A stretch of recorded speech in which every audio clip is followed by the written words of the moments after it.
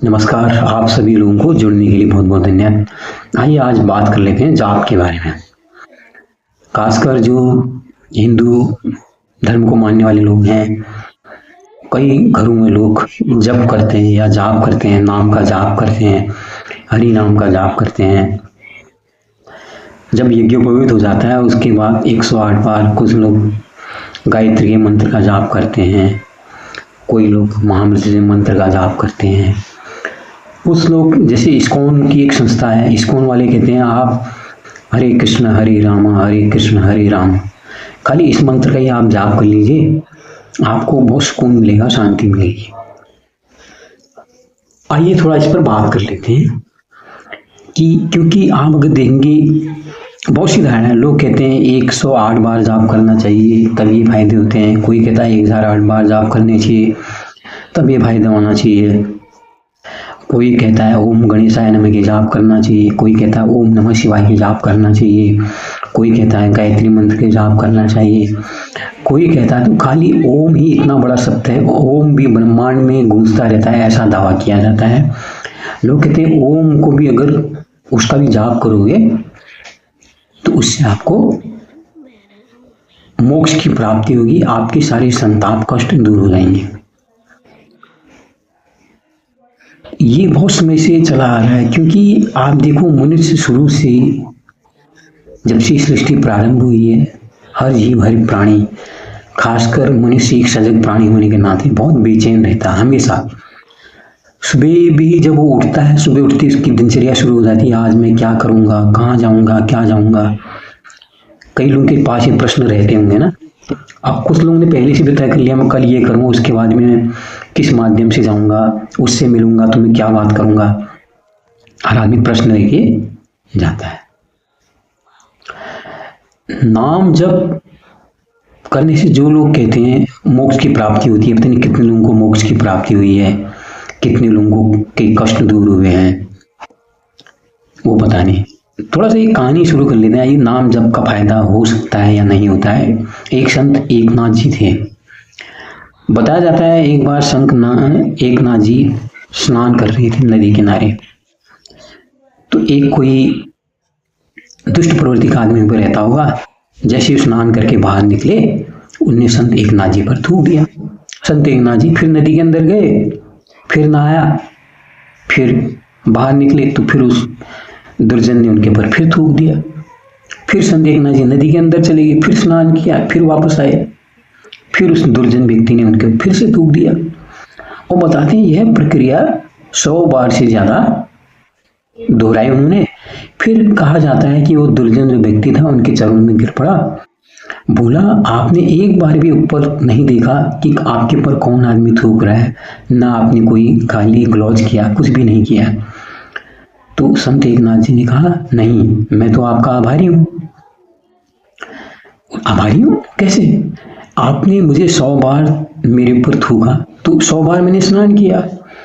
अगर यही स्नान मुझे इस गंगा स्नान जो है, इस 100 बार के स्नान करने के लिए मेरे 100 दिन लगते, आपने तो मेरे सिरे 100 दिन बचा दिए। बस यही एक महिमा है जिससे आप जब आप जाप करते हो तो आप थोड़ा आत्मस्थ होने लगते हैं, आप बाहरी दुनिया से कट जाते हो। जाप करने का मतलब है, यही कहते हैं ना, जाप करने में अपनी आंखें बंद करो तब जाके आप जाप करो। जब आप जाप करने लगते हैं तो आप अपने भीतर को प्रवेश करना शुरू करते हैं। तो जब भीतर प्रवेश करते हैं तो फिर आपको अपनी वो गलतियां भी सब कुछ दिखती हैं। वो पहले तो आप मनन करते हो, जो कचरा है ना पहले वो दिखता है, यार मैं किसी बात पे फला दिन ढिमके दिन उस पर गुस्सा हुआ था। अवलोकन कर पाते हैं मेरा गुस्सा करना जायज़ था या नहीं था, मैंने क्यों किया। क्योंकि यही बात है, जब बाहर वाला बताता है तो आपका अहंकार आप पर हावी होता है, आप गुस्सा करने लगते हो। लेकिन जब आप ध्यान की अवस्था में जाते हो नाम जप के बहाने से, तो आप अपने अंदर प्रवेश करते हो तो अपनी गलतियों को देख पाते हो। उसके बाद उन गलतियों को आप निराकरण करने का प्रयास करते हो। फिर आपको लगता है कि यार मैं ही अगर नहीं बोलता वहां पर उस स्थिति में तो शायद ये बात इतनी नहीं बढ़ सकती थी। अब नाम जप यहाँ पर क्या कर रहा है, आप मुंह खोल के अपने मन ही मन में अंदर जाप कर रहे हो, ओम नमः शिवाय, ओम नमः शिवाय, ओम गणेशाय नमः, हरे रामा हरे कृष्ण, कृष्ण कृष्ण हरे हरे, जो भी आप जाप करते हैं वो मन के अंदर कर रहे हैं। यही लोग यहाँ तक कि कहते हैं, जब आप चल भी रहे हो ना, चलते समय भी आप नाम जप करते जाओगे तो आपके अंदर का जो क्रोध जो उठता है ना, वो क्रोध पर आप नियंत्रण पालोगे। तो नाम जप के ये फायदे हैं।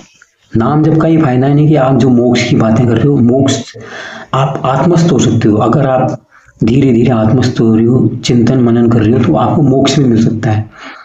लेकिन जो गीता में एक कहा गया है ना, निष्काम, लेकिन नाम जब भी हमने करना है तो निष्काम होकर करना है। लेकिन आज की दुनिया में लोग जब जाप करते हैं, क्यों करते हैं कि इतने बार ये जाप करोगे तो आपको इसकी प्राप्ति होगी, आपकी लॉटरी लगेगी, आपका बच्चा होगा, आपकी नौकरी लगेगी, इतने जाप करो, इतने दिन आप जाप करोगे तो आपको अच्छा पति मिलेगा, अच्छी पत्नी मिलेगी।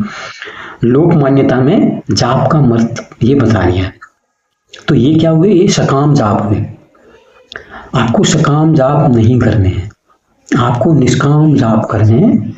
अगर आप निष्काम जाप करोगे तो आप अपने अंदर उतरते चले जाओगे, आपकी जीवन में अध्यात्म का प्रवेश होगा। लेकिन वो जाप होना चाहिए निष्काम जाप होना चाहिए, जिसमें आप कोई वांछित परिणाम नहीं मांग रहे हो। तब आप जाप करोगे तो आपको निश्चय ही आप मोक्ष की तरफ जा सकते हो। आप अपने आप को हल्का करते चले जाओगे। जैसे आचार्य प्रशांत का मैं सुन रहा था आज सवेरे एक प्रवचन या उनका उदाहरण, उसमें वो कह रहे थे कि मनुष्य का उद्देश्य है मृत्यु से पहले अपने को खाली कर लेना। तो जाप आपको क्या कर रहा है, आपके अंदर जो बाहर की कुविचार हैं, गंदी बातें हैं जो इंद्रियों के मार्फत आ रहे हैं, वो नहीं आ रहे हैं। जो नाम जप आपको उनके अंदर प्रवेश करने से रोक दे रहा है, आप अपने आप को देख पा रहे हैं। ये है नाम जप के फायदे। लेकिन ये कौन से नाम जप है, ये निष्काम अगर भाव से करोगे निश्चित तौर पे आपको फायदा होगा। तो कैसी लगी ये चर्चा जरूर बताइए, लाइक कीजिए, शेयर कीजिए, सब्सक्राइब कीजिए। बहुत बहुत धन्यवाद, नमस्कार, आपका दिन शुभ हो।